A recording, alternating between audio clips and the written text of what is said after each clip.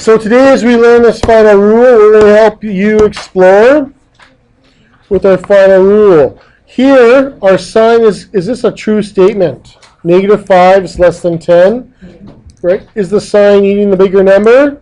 Yes, so it's true. Now what we're going to do is add 2 to both sides. So plus 2, and we're going to get -3 and 12. And your sign won't change. Is that a true statement? Is the sign eating the bigger number? Yeah, so this is true. Okay, do the next one now. Subtract 3 from both sides.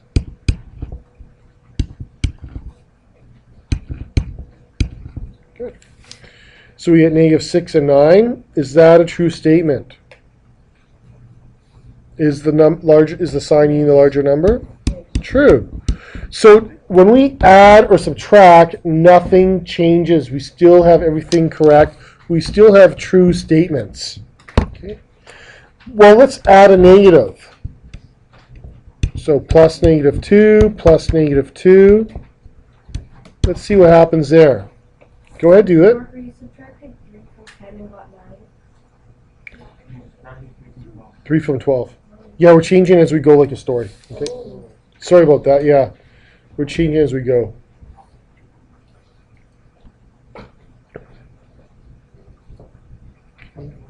So we add -2 to both sides. And we get -8 and 7. Is that true? Yeah. Okay, so nothing wrong then. There's no problem with adding a -2. Let's go now and multiply by 4.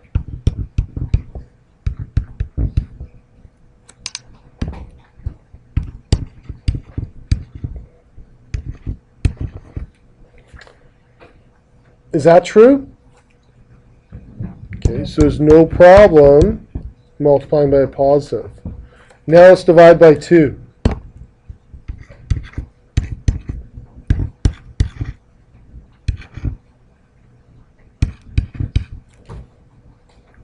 What do we got?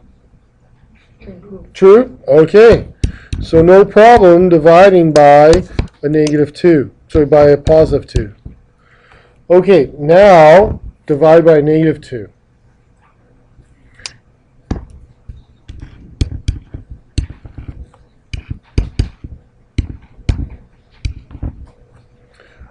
What about now? False.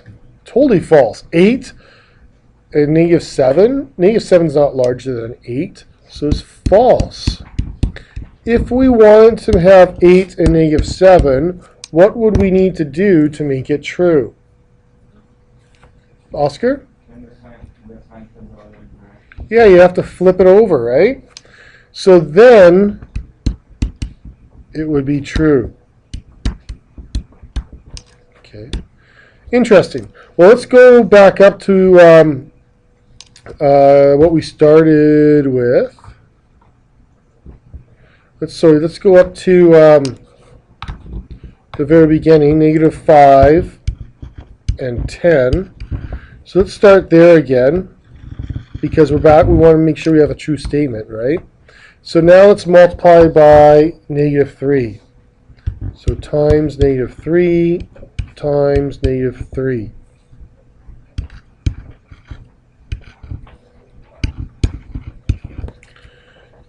So now we're multiplying by a negative. What's happening? Yeah, now we have a false statement. So if I wanted to keep 15 and -30, what would I have to do with my sign?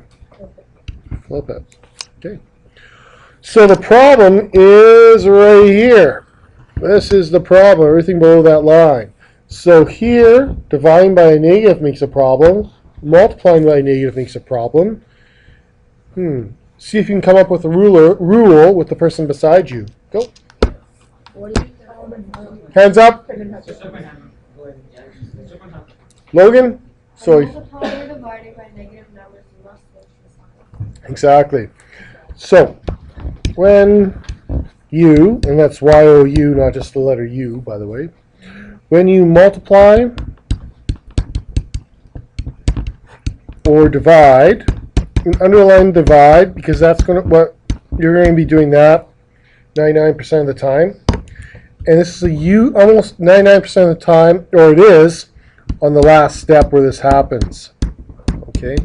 Because you'll have like negative x, or x divided by negative 2. So we multiply or divide by a negative. You flip the sign. Okay? So that's what you need to do. Now let's kind of talk about, you have to be careful. Watch for a minus. Okay, watch for the minus, because that's not dividing by a negative or multiplying, it's just subtracting.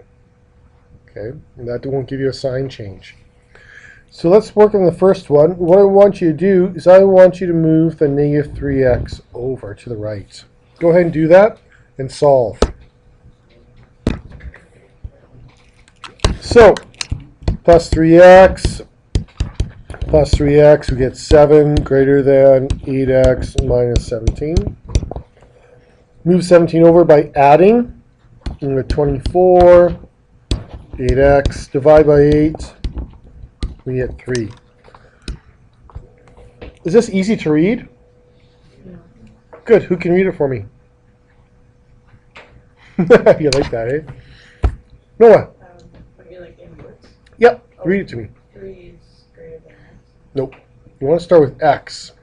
Yep. Oh, x is less than 3. Good. What could you do to make it easier to read? Have x first and flip it. It also makes it way easier to graph too. But remember, you don't want that hungry bird to barf on your page. If it's eating the 3 in red, what should it eat in blue? The 3. Okay, it only likes its special food. Now let's graph it. Okay. What number should you put in the middle?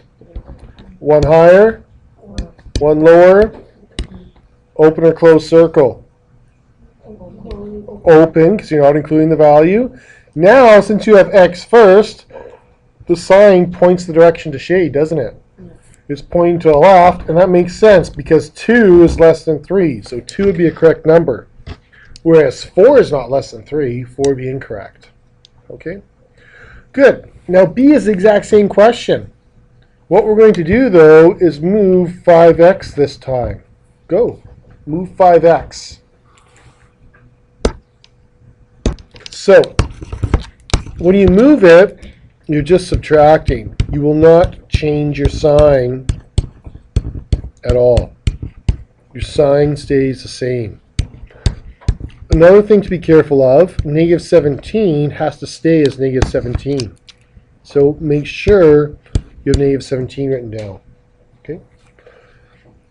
Then subtract 7. Again, you're just subtracting. It's no big deal. Nothing should change. You're going to get negative 24. But now, what are you going to do on the last step? Divide by a negative number. So we get x and we get 3. And what has to happen to your sign? Sign must change. Okay. Now, guess what? Same question and same answer. If we didn't flip our sign, these two would not be the exact same. Okay. So sometimes when you solve for x on the right, it's a little bit easier. But we always force you to use that negative rule. Okay. Graphing would be the same then. 3, 4, 2, shade to the left. Okay. All right. C. It's your choice. What's the first thing you should do? Multiply to get rid of your brackets. Okay. Go ahead, solve C and graph it. See what you guys can do.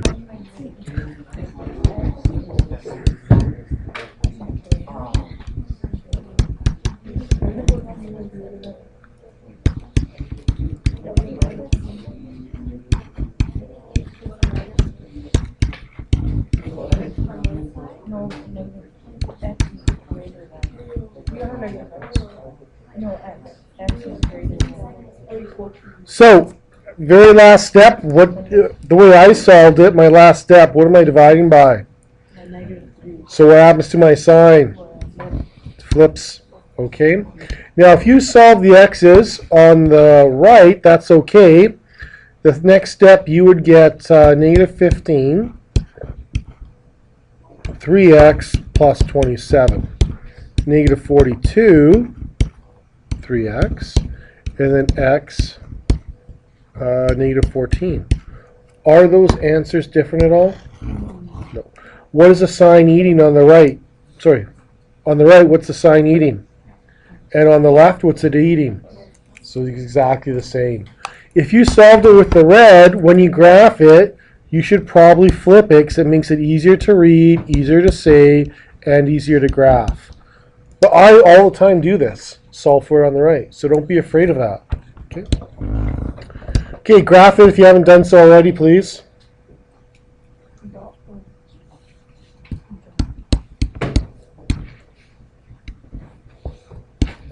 What's one higher? Negative 13. Good. Open or close circle? Close. Good. Shade left or right? Right. Right. Okay. Would 13 make a true statement?